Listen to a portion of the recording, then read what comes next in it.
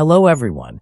In this video, I will show you how to download and install PostgreSQL on Windows 11. Open a browser and type PostgreSQL.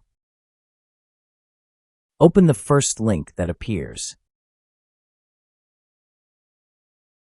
You will see a download button. Click on it. Now click on Windows or whichever machine you have, such as Mac or Linux. Click on Download the installer. Now you will see different versions and different links for downloading on different machines. I have to download it for Windows, so click on Windows.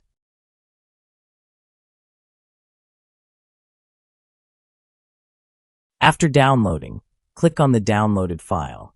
When a pop-up window opens, click on Next. Then click Next again. Again, click Next. Now choose your password. Keep the port number as it is. Do not change it. Click Next. Choose your local database, which means your country and language. Then click Next. Again, click Next. And then click Next once more. Now PostgreSQL will start installing.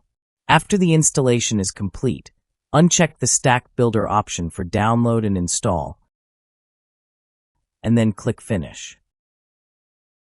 Now press the Windows key and type pgadmin4. Open pgadmin4.